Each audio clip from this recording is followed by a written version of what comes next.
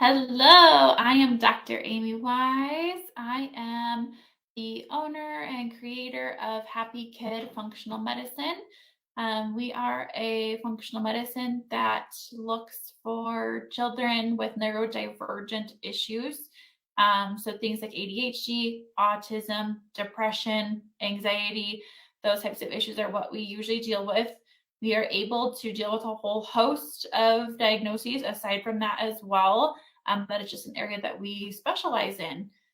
So, what kind of got me to where I am today and why this has become created as a topic of choice is truly just my passion to help children with these issues, just based on what I've seen.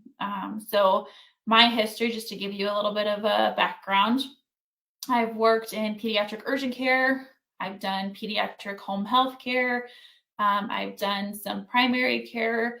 And then I finished my nursing background in the neonatal intensive care unit. From there, I worked in primary care in a border town outpatient community health center for the past 7 years. And here I am today with my own business, looking to, fill the gaps of care that these children, that your children with neurodivergent needs have. So that way we can find the root cause of issues and be able to work through some of those strategies and make them successful. So, some of what I have seen over the years, honestly, I can say that I can diagnose most children with ADHD just upon walking in the door. Half the time, I am practically hitting these kiddos in the head with the door, unintentionally, of course. But the children are just kind of all over the place. They're usually mowing through the exam room cabinets, rewiring the computers. They're upside down on the exam table, or half of their body is stuck between the wall and the exam table. Usually it's pretty interesting when I just walk into the room. So, how I tell a child with ADHD versus just a parenting style or choice is that I look at the parent. So the parent that's trying to stop the child, they're trying to avoid them tearing their room to shreds. They're pulling the child from the abyss between the wall and the exam table. They're reprimanding the child. This is likely a neurodivergent child. The parent that's sitting on their phone, texting away in their own little worlds, maybe an occasional stop it. This is probably a different style. Probably not less of the neurodivergent, probably more of a disciplinary issue that we need to focus on. That all being said, I'm not here to pass judgment. I'm simply here to educate, enlighten, and hopefully give value to your Friday night. So thanks for being with me. So more than ever, we are having parents that are fearful of just disciplining their children with the assumption that CPS or Child Protective Services is going to be called. Other times we're hearing a lot more about the gentle parenting as kind of an all-encompassing word. There's a lot of misperception of what gentle parenting means. Some parents kind of chalk it up to using that term to say, I'm gentle parenting. I don't need to discipline my child. I told them no. I told them not to do that. They didn't listen. So that's where we are. That's definitely not what gentle parenting is about. That's a different topic for a different day. But in my home, we do practice gentle parenting, and it absolutely does not mean that we don't discipline our children or try to teach them the correct way to act and behave in public, especially. So if I had $1 for every child or parent that threw out that they're using gentle parenting as an exchange for the reason why they're not disciplining their child being naughty in the exam room, I'd have a lot of money. So throughout the years, I've dealt with a lot of different types of children and parents. With the seemingly higher incidence of the neurodivergent children, especially in the border town population that I used to work in and live in. I'm not sure if it's population-wise or area-wise, or if we're just trending towards seeing more of this neurodivergent evolve because of many factors. But truly, I've watched children that are misdiagnosed with ADHD. I've also missed alternatively children that were not diagnosed with ADHD that very clearly had ADHD. I've watched children be ran through the system, treated as a one size fits all, the frustrated, the helpless parents. I've watched a specialist diagnose, specialists that are there to help diagnose the child, completely ignore the parent, tell them that the child is normal. And mind you, this is sometimes after waiting 6 to 12 months just to get to see this person. It's frustrating. I've witnessed specialists come and go more often than not in the rural town settings. I've witnessed damage to children's psyche as they internalize feelings of being slow, stupid, bad. And I've heard of them being teased and bullied at school. I've witnessed just so much pain and shame. My heart broke for these children because I knew that there's so much more that can be done. Not only which is the confines of traditional medicine, but also through looking at the root cause of the issues that they are having.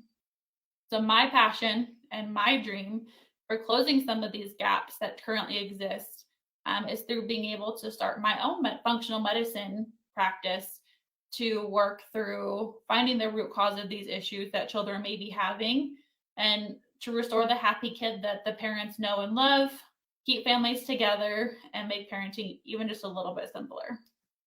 So let's dive into what ADHD is. So ADHD is a biological condition with a physiological reason and a mechanism for it. It's not often the result of poor parenting practices, although the overcritical parent can certainly contribute to worsening issues.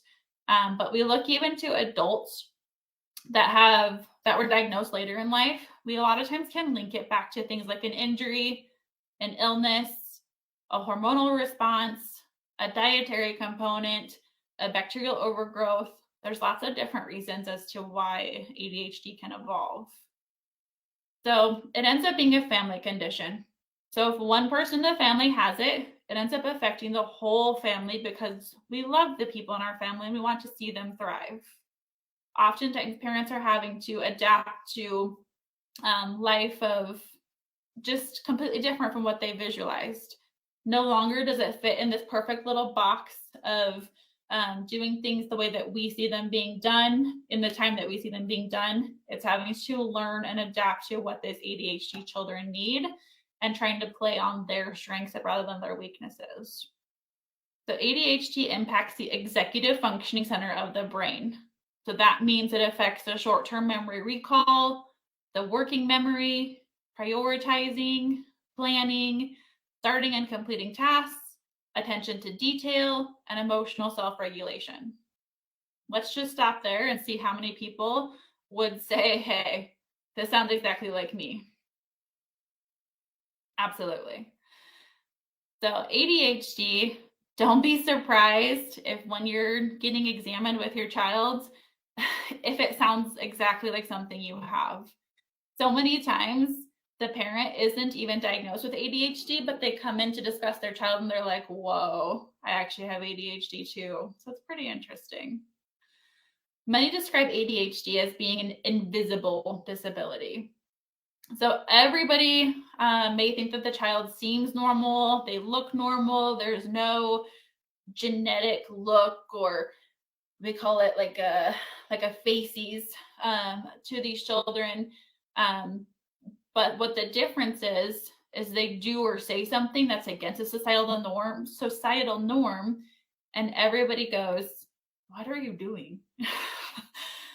The problem here is the child or the person with the ADHD, they don't read these social cues very well. They don't reassess and be able to learn from these experiences. And if they are able to pick up on these cues and be able to kind of redivert their activities and behaviors, they don't have a correct pathway to be able to continue to kind of revamp some of these behaviors. ADHD is the most researched, the most denied, and the most ignored, but yet the most treatable diagnosis. There's an amazing specialist named Dr. Hollowell who is like the guru for ADHD. He describes ADHD as having a turbocharged Ferrari brain, but with the brakes of a bicycle. So if you break that down, that's pretty powerful. If you think about somebody who has ADHD, their brain is just going and going and going, and it's going so fast. But if they don't have the tools and mechanisms to help to slow it down or to slow it down long enough to get something productive done, those brakes of a bicycle, they aren't doing much. They aren't going to help them. They're not doing them justice. It's only going to create a screeching, halting problem. A child with ADHD may describe their memory even better. So a child with ADHD may describe their memory as a working whiteboard. So if you think of a whiteboard, you're writing on it, almost as fast as you can write something down, it's getting erased. So again, super powerful to think of it that way. It's not your child's fault. They're not trying to intentionally not remember. And some things they do remember for whatever reason better than others, but it's not their fault. It's just things connect. The synapses in our brain connect in different ways. So there are different types of ADHD that currently exist. In traditional medicine, there's 3 types of ADHD that are identified. So there's inattentive only, hyperactive impulsive, and then a combined type. In order to get diagnosed with traditional medicine, often you have to have 5 to 6 of those specific symptoms for at least 5 to 6 months in usually 2 different settings. So some of that may look like fidgeting, tapping a foot, tapping your hand, easily forgetting things, not being able to sit still, biting your nails is a big one that I see with kiddos, clicking of pens, kind of just being super annoying, having a lot of clutter and chaos as they get older. Sometimes you'll see, especially the older like teens and adults, they're not throwing out anything. They want to hold everything, and it's almost like borderline hoarding. Everything is super, super exciting and then super boring. It's a lot of times they have time management issues. These will be the kiddos that you see watching multiple videos at a time or needing constant stimuli.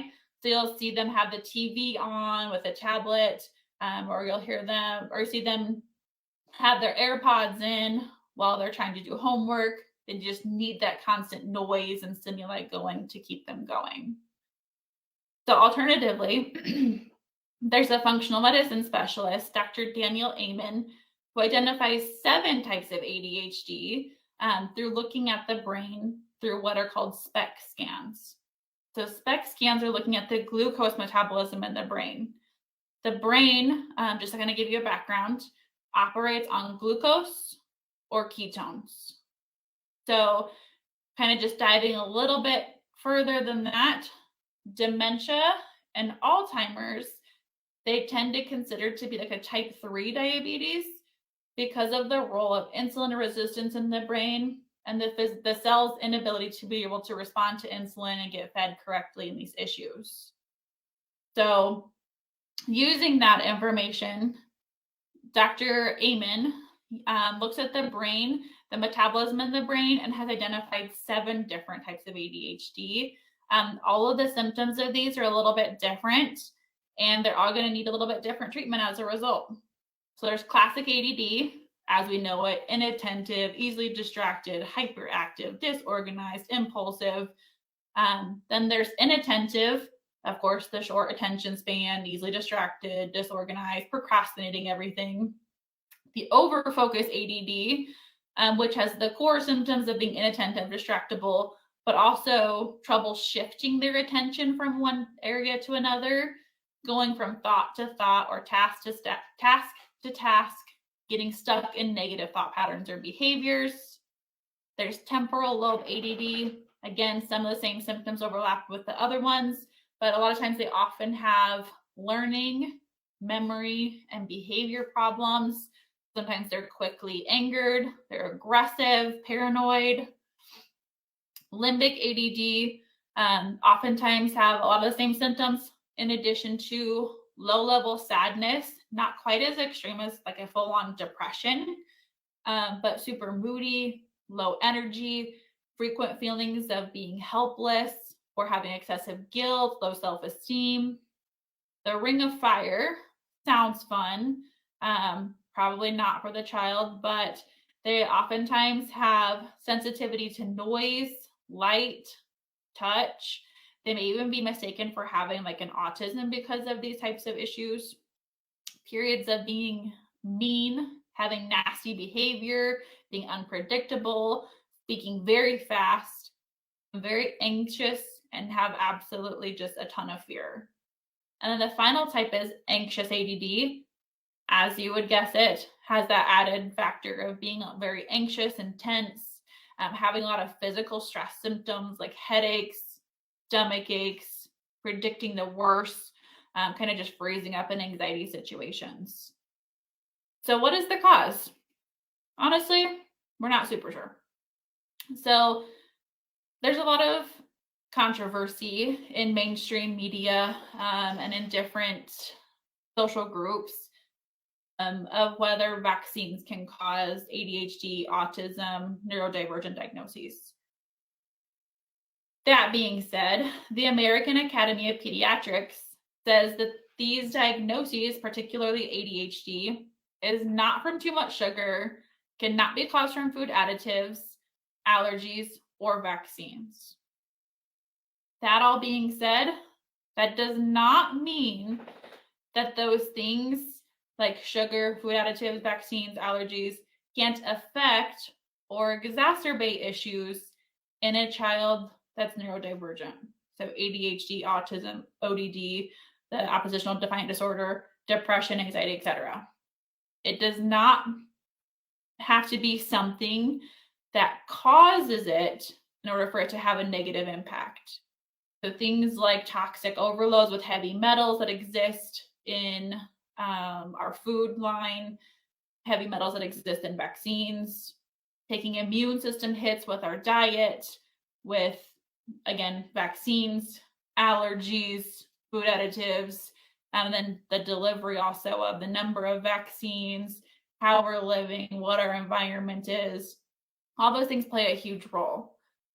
Just as similar as gluten may affect somebody different than another person, vaccines, food allergies, food additives, sugar, all these things can affect people in different ways as well. So what are the goals? Our goal is to raise a child that has the tools to feel good about themselves and have positive self-esteem, good self-confidence, and be able to thrive in life with their diagnosis. Our goal is to be able not only as parents to advocate for our children, but also to encourage children to advocate for themselves. We want them to be just completely honest and open, even if it seems blunt and over the top. People may think it's weird that a child or a teenager asks for space alone or asks to have their earbuds in for taking a test. But a lot of times people are willing to accommodate when you're just that open and honest. So teaching that honesty is crucial.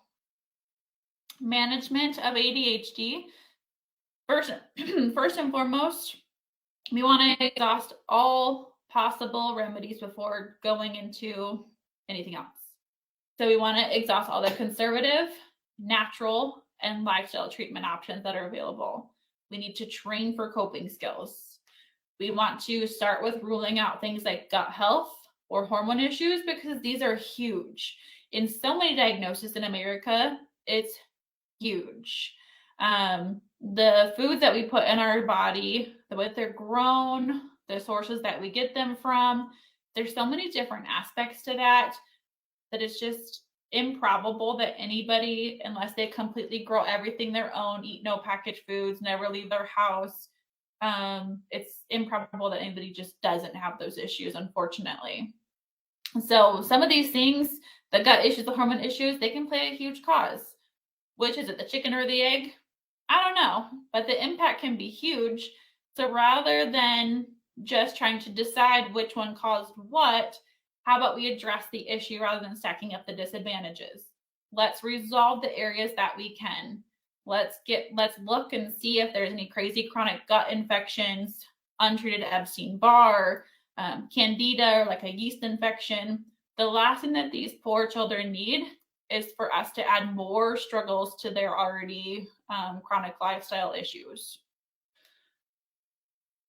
Traditional medicine is going to look at more of the avenue of slapping a pill over it, the Band-Aid effect, right?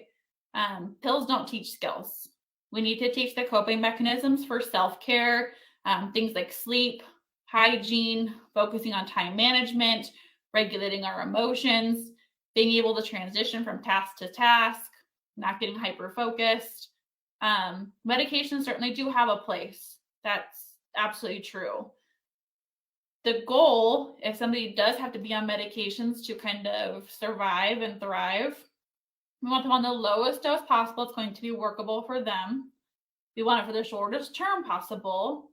We want close management while we're working on things like improving lifestyle habits and our dietary choices, looking at potential underlying root causes, and kind of just trying to focus on trying to get off of those as soon as we possibly can. Sometimes that's never possible. That's okay. But if we can keep a kid on a low dose rather than having them keep staggering higher and higher and higher, that's the ideal too. So what are some of the long-term effects that we've seen with some of these medications? Just kind of as a fun fact, many times for these medications to be considered safe, they're only studied for 6 to 8 weeks. Many times, kiddos are on these for way longer than 6 to 8 weeks. So what happens after that point? We don't know. Some of the serious side effects that we know that can happen from both stimulant and non-stimulant medications can include issues like heart rhythm issues, addiction, psychosis, difficulty sleeping, anxiety, irritability, loss of appetite, headaches, dizziness, stomach pain, slow growth, depression, rapid heartbeat, and then even increased risk of suicidal ideation. Anytime that you medicate the brain, there is a high cost. You have to really weigh out the benefits versus the risk before you start to give these medications. You're not wrong to give them, but we want to exhaust all the other options before we jump to that. And unfortunately, traditional medicine says, here's your pill, let's go, let's jump. Okay. So other things that we can look at doing for kiddos with ADHD is diet. So I'm sure everyone here has probably heard a million times over the basics. Cut out dairy, gluten, and sugar. I would say probably a lot of my patients that I speak with already have cut out these things, and that's fantastic. That being said, many times people don't understand that there are hidden ingredients, on these that are within our foods too. So if you are eating anything packaged, anything processed, it's going to likely have those things in it. Dairy is a big one that a lot of people kind of get a little bit sensitive with, just emotion wise, because it's always probably one of the biggest things that in general is recommended to take out of your diet. So it's not just a hype. It is true. In the United States, we have way too much dairy, gluten, and sugar in our diet in general, and it does cause a slew of problems as a result. I'm absolutely not against dairy. I love dairy. We eat dairy in my house all the time. But I'm for it when the body can handle it. It does not have to be, let's cut it out for forever. It can be, let's cut it out for right now while we are working together to see if it makes any improvements. I would say most of my patients, probably 9 out of 10, are going to see noticeable improvements in things like behavior, their inflammation in their body, some of their like joint symptoms if they have any of that, some of their itching. They're going to see pretty substantial improvements just from that alone. So if there's anything you can take from this webinar, cut out dairy. As a family, cut it out of your system, out of your lives. Give it a good month, preferably 3. See how you feel. After that point, you can start to gradually add it back in and see how you feel. See if there's any adjustments or differences. See if your brain goes back to being really foggy. Check out the difference. It's no harm, no foul either way, but check it out. Gluten, I already mentioned. Sugar is going to just keep the insulin response going in our bodies. Just simply keeping our blood sugar better balanced can also have a huge impact on kids' behaviors. So, especially the younger kids, I have a toddler. Especially the younger kids, it's hard to get them to eat. It's hard to get them not only to eat, but to eat foods that are sustainable. Autistic kids, similar. They have like a full-time toddler diet at all the times. So trying to get foods into them, I get it. It's hard. But if we can find a way to just give small, frequent meals, makes a huge difference as well. Coffee, energy drinks, absolutely disastrous to our brain health and even worse for kids with ADHD.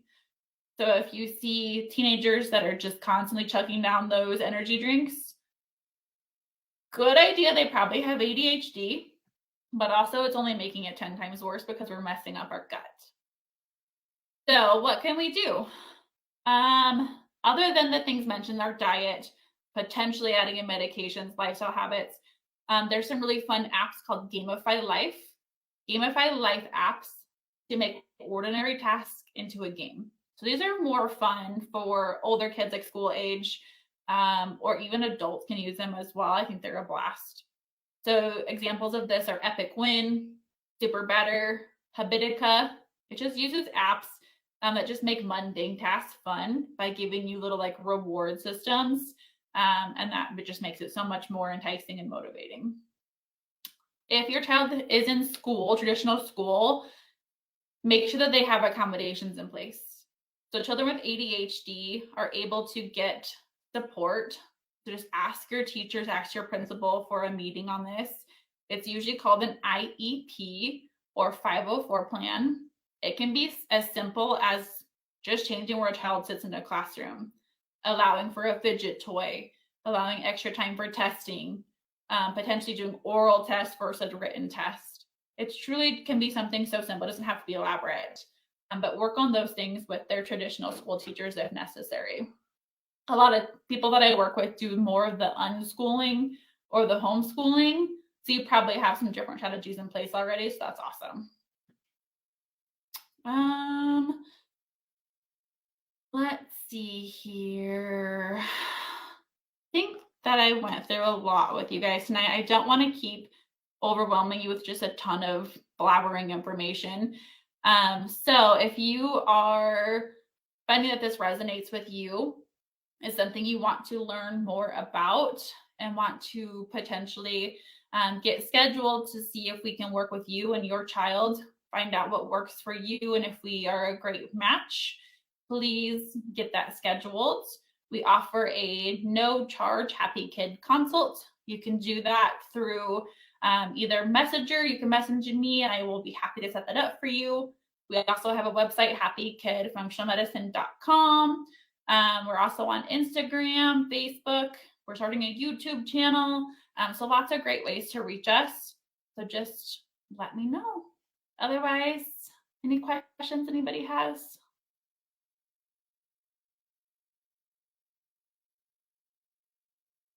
All right. Well, thank you so much for your time this evening. It's been my pleasure to serve this Friday night with you all. Please let me know if I can do anything, answer any questions, and we will go from there. I will see you guys soon. Bye.